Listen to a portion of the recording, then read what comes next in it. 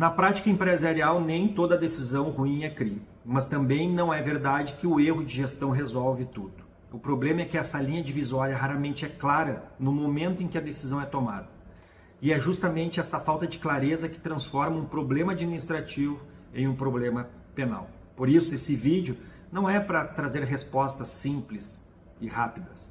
É para organizar essa distinção com critério e evitar decisões intuitivas que podem comprometer o caso desde o início.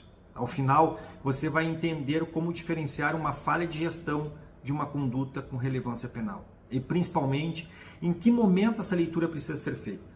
E também, quais fatores como a fase da investigação, tipo de prova e riscos paralelos influenciam diretamente essa decisão.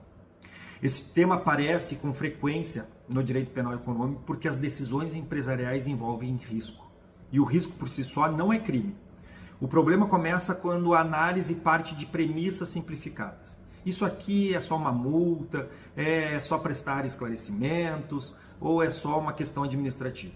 Na prática, essas leituras ignoram que muitas dessas situações já estão sendo avaliadas sob um viés penal. E mais, quando a investigação começa, muitas vezes o caso já está documentalmente formado. Ou seja, a prova não depende mais do que será dito agora, mas do que já foi produzido antes. É nesse ponto que decisões automáticas passam a gerar risco. Falar cedo demais, tentar explicar sem uma leitura jurídica prévia ou produzir documentos para justificar decisões já tomadas pode alterar significativamente a interpretação do caso.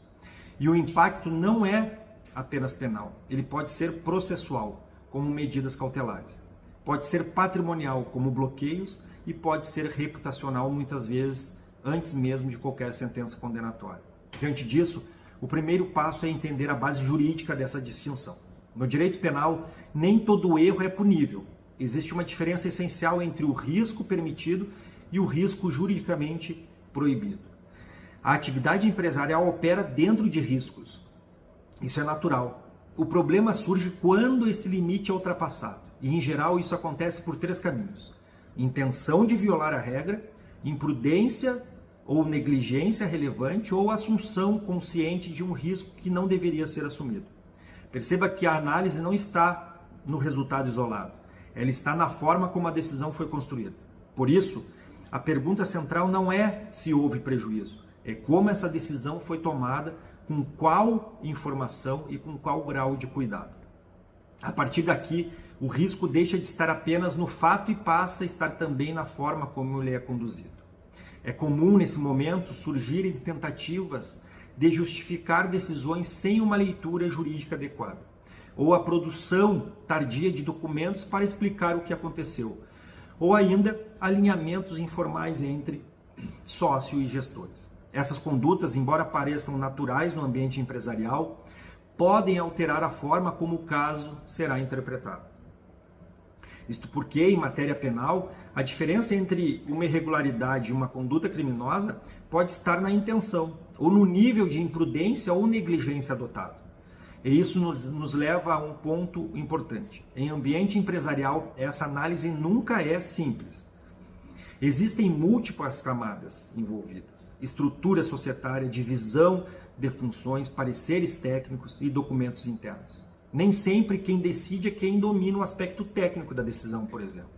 E isso cria um distanciamento relevante entre a decisão e a responsabilidade penal.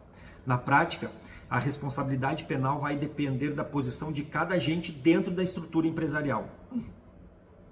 Quem tinha poder da decisão? Quem tinha o dever de controle? Quem tinha o conhecimento técnico? Essas respostas mudam completamente a leitura do caso. Por isso, antes de qualquer reação, é necessário adotar uma leitura estratégica. A distinção entre erro e crime raramente é evidente no início. E é justamente por isso que decisões precipitadas tendem a gerar consequências depois difíceis de reverter.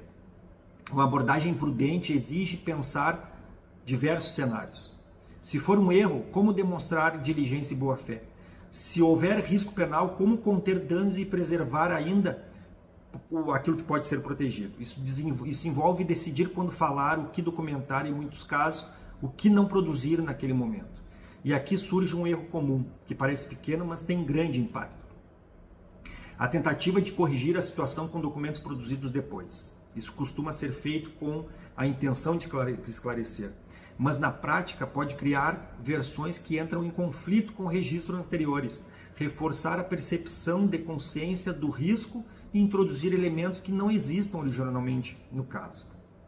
Esse momento acontece porque se tenta resolver um problema potencialmente penal com a lógica puramente empresarial. E esse é um ponto de atenção importante. Quando a preocupação passa a ser apenas explicar melhor o que aconteceu, sem compreender o enquadramento jurídico, o risco já está presente. No final, a diferença entre erro de gestão e um crime não está no resultado isolado, está na forma da decisão, como essa decisão foi construída e no nível de risco assumido. Os critérios centrais passam pela existência de intenção ou imprudência, negligência relevante, pelo respeito aos deveres de cuidado, pela posição do agente na estrutura e pela qualidade da documentação prévia. E principalmente pelo que se evita fazer por impulso. Isso porque no direito penal, tentar resolver rapidamente uma situação mal compreendida costuma ampliar o problema e não reduzi-lo. O ambiente empresarial, a diferença entre erro e crime raramente é evidente no início. E é justamente por isso que a forma de decidir importa mais do que a tentativa de explicar. Informação correta reduz danos difíceis de administrar no futuro.